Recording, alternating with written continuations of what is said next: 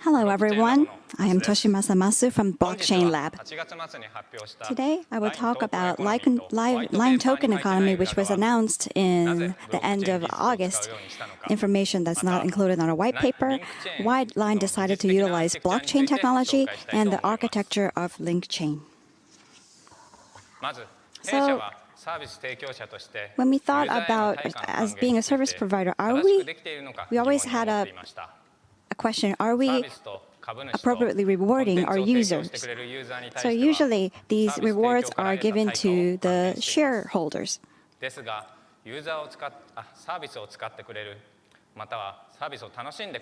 But the users are the one who use our services, have fun with the users, and make our service exciting.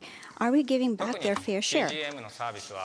With consumer-generated media, service providers give rewards in the form of cash or points where they can use in the website.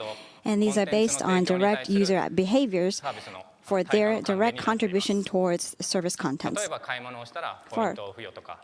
For instance, they buy something, they purchase something, and they get points. If you create line stickers, then you be rewarded with line points. And by giving back to the user, it will incentivize them to generate better contents, and this positive cycle will make the service successful. But why don't all services take this route? Of course, maybe they want to keep all the revenue to themselves, but I think the bottom line is that this service is very complicated to create. And coming up with a complicated system doesn't necessarily mean that it will reap the benefits that we're looking for. Of course, Line also have services where we reward users with cash and line points. But this involves cumbersome procedures on offline, or they need to go to a specific window teller. And some of these services, we charge service charge. But when you look at line points, we have issued over 30 billion line points in the last year. So it's a cumbersome procedure, but it's very popular that service providers provide line points. So look into a wallet. I'm sure you have many reward cards, points from a lot of online sites. This shows that service points are extremely popular, and service providers would like to reward users with points. But a lot of these points just make your wallets heavy. Some of them are just thrown away, and there's expiration dates, and some of them expire. So this is not an ideal situation for service providers and users themselves. So we thought if we can provide transparency, which is the fairness of rewarding back to the users, and security, where the users have a reassurance in using the service, if we can provide these two things, we thought that we can greatly improve service provisions. So this is why we focused on blockchain technology, which can realize a token economy with transparency and safety for services such as cryptocurrency, contents, and self-certification. But wait, we can do this with long point without using blockchain technology. Some of you may have thought this. But think again, the current point system does not have transparency, because do you really know if the service provider actually rewards users with that appropriately? And also with security, there's a problem where the points are not appropriately managed, and some of them are lost or expired. For instance, a user received 10 points last month and 5 points or 1 point this month. The user will probably wonder, why am I receiving less points this month? And they will question and ask the service provider, what is your rule for issuing points? Or even if the service provider changes the rules on its own, there's no way that the users can stop it and do anything about it. So blockchain technology, in blockchain technology, all the points rewarded to the users and all the history is open and available to everyone. And the rewarded data is shared and held by everyone on the network. And if the data is stolen, it's very easy to see where the stolen point went. if someone manipulates with the data, it will lose consistency with past data, and it will be evident that someone has manipulated with the data. So this ensures that data can be managed in a secure way.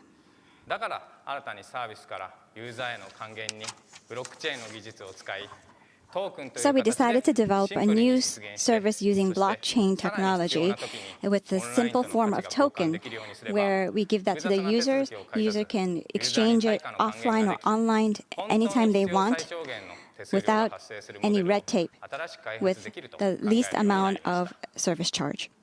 The service providers don't need to think about fees, and they can reward the users in a transparent manner. The users receive these rewards in a secure manner. They become fans of our service, and the service becomes better, and it creates a positive cycle. So, link chain, this is why we developed link chain, which is a line token economy using Line blockchain platform. So I did a lot of investigation when I first thought we wanted to create a link chain, but I know that it wasn't an easy task. There are many public blockchain platforms available, and it was possible to release link chain using these public platforms available. However, for the users, these available blockchain platform has many bottlenecks, such as users need to create their own wallet, they need to securely manage their private keys, and it's very difficult to discover services on these conventional blockchains. Like wallet, it would be a big deal if you lose it, right? Private key, it's like your PIN code for a bank. You need to keep it safe so that someone doesn't steal it, and that you need to remember it as well. As for the developers, if you want to develop a service using blockchain and make it robust and scalable, you need to have a deep understanding of blockchain technology and put appropriate security measurement intact. Because there are many hacking incidents that focus on service bugs. So, do you have time and effort to spend to prepare for all this? So this is why we created LinkChain, which is a blockchain platform that can be accessed easily from users and developers. And by creating our own platform, it means that we can also improve the platform in a speedy manner. So it says dApps here on the top. Maybe a term that you don't know yet. But any service that is created using the blockchain platform feature is called dApps. So dApps stands for Decentralized Applications. So up until now, service providers were in the center of the service. So the reliability of the service was centrally, the permission was all centralized and operated and managed by the services. So for instance, there may be a promotion where the service provider will split 1 million points. But how can you be sure if the service provider really split 1 million points to the users? On dApps, it is very clear to know how many of these points went to whom. And if you want, you can track this with transparency. So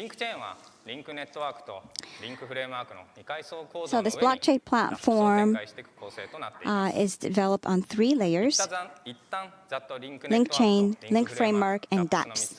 And I will go more in detail with each of these. On the bottom is LinkChain, which is the actual blockchain.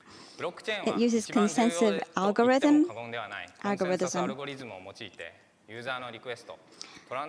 to validate user requests and transaction, and then create or generate data structure called blocks. One of the issues of blockchain is scalability, but we created an architecture that is easy to scale. And I will go more into this later on in my session. So consensus algorithm If the service wants to redeem the user, consensus algorithm is used to authorize the reward. It is validated by someone other than the service provider, and because of this, transparency is ensured. So, one of the issues of blockchain was scalability. All the already released blockchain platforms do distribute their data, which means all servers have this exact same data configuration. With the current data processing speed, it seems that this method is okay for 10 years. But if the growth rate increases or the data processing speed increases, this 10 years will become a lot shorter. Well, we have security as a result of data distribution, but not being able to scale is a problem. So LinkChain has this ability to scale. Now let me explain Link Framework, which is on top of LinkChain. So it has some features such as auto-create wallet sign-in, private key, secure maintenance of private key, and also providing APIs such as confirming wallet balance and block information. In essence, Link Framework provides all framework features that are necessary for service providers. Link Framework makes it easy for a service provider to create their services on LinkChain. So on LinkChain, all the dApps are provided only by Line. So our dApps are connected to Line using Line Open Platform. And then it uses the Line Framework API to call up a smart contract that defines link point. So what is smart contract? For instance, we mentioned the 1 million point promotion. If we were to define this on smart contract, there would be a value of 1 million yen and a variable of user that you want to manage to split the point, and the rule of what do you do to get how many points. So it defines the actual criteria and rules of transferring these points. For you, it means to develop small applications called smart contract and make it public. LinkPoint smart contracts has key features such as how much link point the service has and how much of it will be sent to specific users. So we've created templates for all of this, so it is very easy to apply it to your service. So we wanted to create a blockchain platform that is easy for the users to discover the service on our blockchain and easy for our service providers to develop. So Line blockchain platform is a service-oriented blockchain platform. So let me go into the architecture of LinkChain. In Link Network, some of these are very small and very difficult to see, but rest assured I will enlarge it and explain it later. So I'm sorry, I apologize if it sounds like a commercial, but we have two dApps released, which are called WizBall and Forecast. So everyone here has a Line Developers Day 2008 official Line account. On this Line account, send a chat saying WizBall or ForChat, and it will automatically reply with the service link for these two dApps. So please give it a try. On WizBall, I'm also accepting questions for this session, and ask questions and redeem your link points. So let me dive into the architecture for LinkChain. I will explain the core elements and also the surrounding system of LinkChain. LinkChain uses our monitoring system, IMON, and also standard OSS middleware to monitor. So we also use our core technology OSS Kafka to provide link scan as a block explorer feature, which is the basis of the transparency of blockchain. In order to use LinkChain, we don't use block information directly.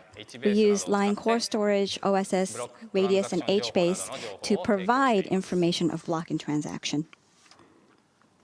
So if you go into the LinkScan's website URL, you can see the dApps for smart contracts for dApps created from link point templates. So I've mentioned transparency many times today, but you can see in LinkScan, you can see all other information besides smart contracts, such as user address, blocks, and transaction information are all here. You can see that the smart contract for WizBall and Forecast are listed here as well. So going back to link chain, the most important part will be CREP and Citizen, which is inside the rectangle area.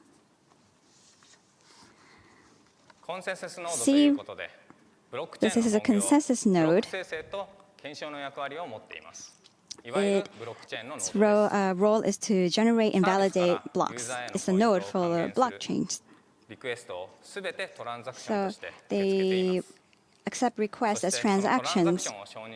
And when validating the transactions, these transactions are stored as blocks. The C node leader generates the blocks, and the rest of the C node validates it.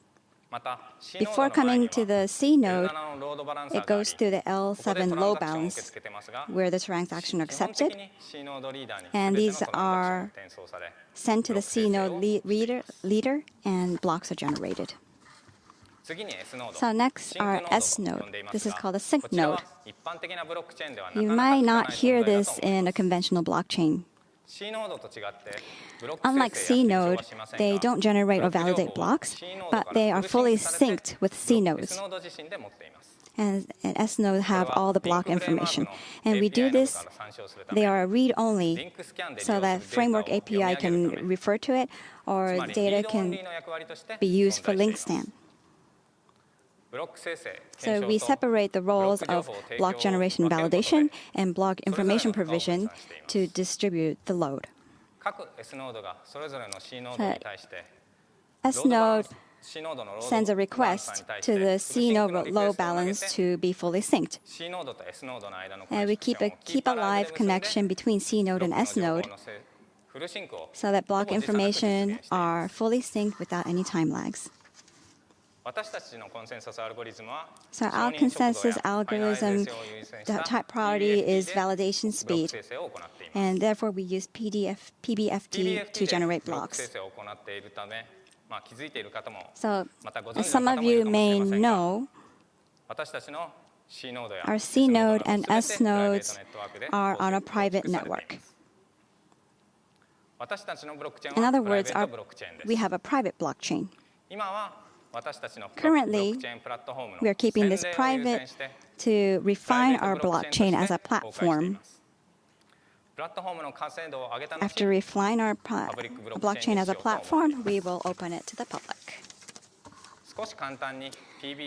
So let me explain a little bit of PBFT.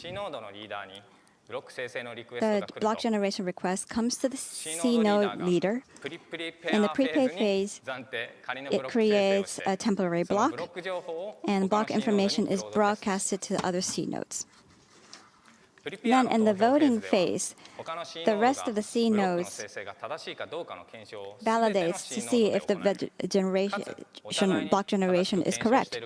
And they also validate each other. And the results are broadcasted to each other. In the commit phase, all the evaluated results are evaluated, block is generated.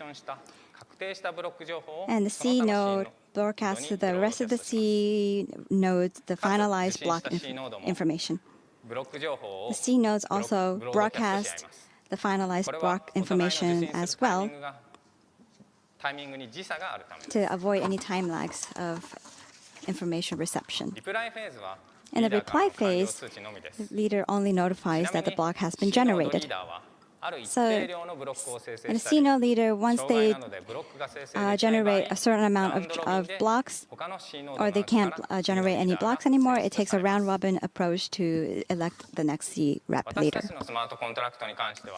So our smart contract is called link contract, and it doesn't require the development using proprietary language. We can develop it using Python, and it's pre-validated, and it can be whitelisted, and it can be executed safely, and also we allow update to the smart contracts.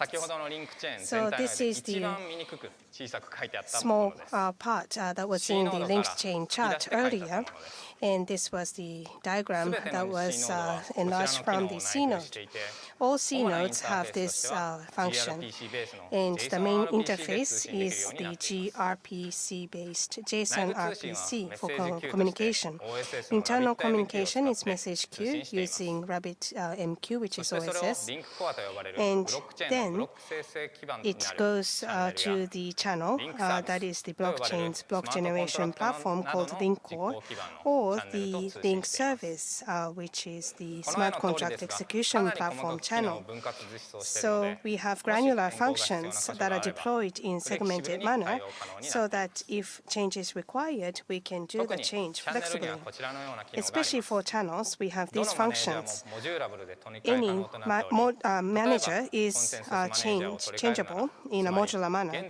For example, consensus manager, if it needs to be changed, then the current block generation consensus algorithm can be changed easily. And the block manager for transaction and block, the internal data is saved and managed by each C node. And internal storage is the level DB, which is OSS. And link contract manager is the deploy, activate, and update functions are provided from this for smart contract that is used by LinkPoint and DAX. So I mentioned about update. For smart contract update, if we are to do it on consensus algorithm, we need innovative method. For example, firstly, the issuance of whitelist registration transaction. So in the commit phase, after the commit phase, this is registered using governance manager, and the registered information is the user address and also the executable smart contract address pair. And smart contract is executable by limited users. Next is the deployment of smart contract. So smart contract is small application, and this is compressed in zip, and it has to be issued as transaction, and it has to be deployed in an executable smart contract environment. So consensus algorithm has prepare phase, which validates it, and this requires a temporary region for validation. So in transaction list after 3, the transaction 4 and 5 uses the smart contract transaction in the temporary region. And in finalization, in the commit phase, transaction 3 is processed and confirmed region is used. In this transaction processing for smart contract, 1 and 2 uses temporary region, and 4 and 5 uses the confirmed region. This way, the temporary and confirmed regions are prepared for finalization. And in the smart contract update, in the prepare phase, temporary region and finalization of the confirmed region are used for validation. The arrows are crossed so that in this validation phase, 1 and 2 uses the confirmed region and 4 and 5 uses temporary region. Update finalization is same as deploy finalization. 1 and 2 uses the pre-finalization confirmed region, and 4 and 5 uses the updated confirmed region. So blockchain consensus algorithm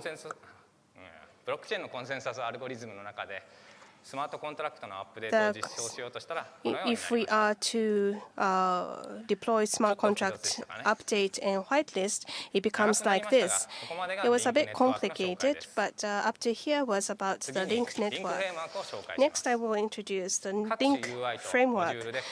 So it is made up of UI and modules. Using these, how the service is created and how users can use the service will be explained.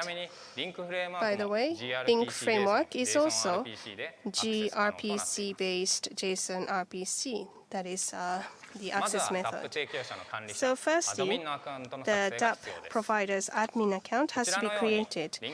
So like this, if you call link framework, in the background, the admin wallet is created. Next is registration of DApp.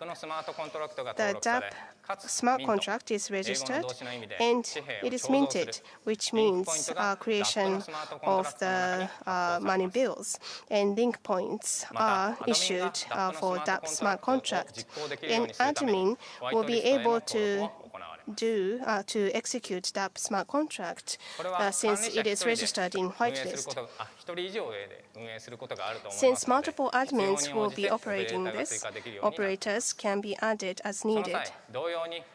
Likewise, operators' wallet generation and whitelist generation, whitelist registration is done at the same time. This completes DApp release. Next is about the users. When using DApp, currently we use line login so that DApp creates and manages user's wallet. User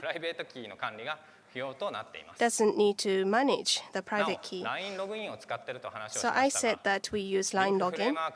Link framework is also in a modular structure so that we can deploy other authentication methods as well. Wallet and smart contract is prepared so that now we can reward link points. Admin or operator can execute transfer of points to the users.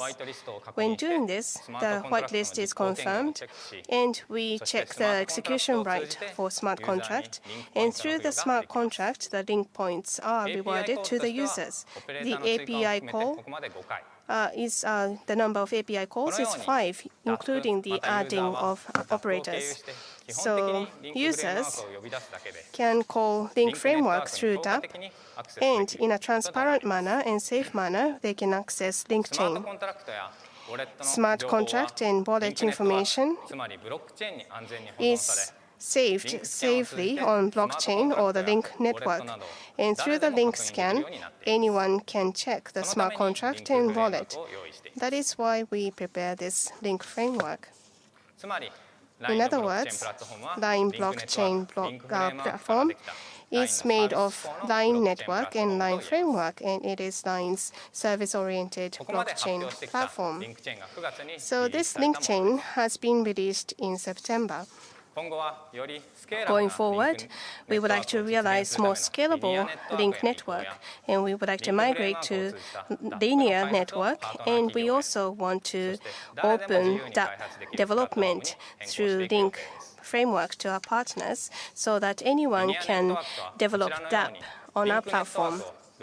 Linear network means that link network is divided into root chain and leaf chain, so that they are independent link network blockchains and they can interact between each other. That's linear network, and each leaf chain will have several dApps. Partner companies and developers should also participate in link chain to develop dApps to provide their services. There are many requests, I'm sure, from them. So this is the idea that now we are creating now. So simple and secure dApp provision through link framework and direct access to link network, as well as unique smart contract providing functional and flexible dApps. And by participating in linear network as leaf chain, we can provide more functional and flexible dApps. For you to participate in development, developer toolkit and also testnet for dApp testing link has to be published. And we are planning to publish link chain source code on GitHub. Lastly, public blockchain cannot be introduced today, but we are aware that we have to make it public blockchain. So please look forward to this. Closing the distance with our users and with our partners. That is all from me. Thank you very much.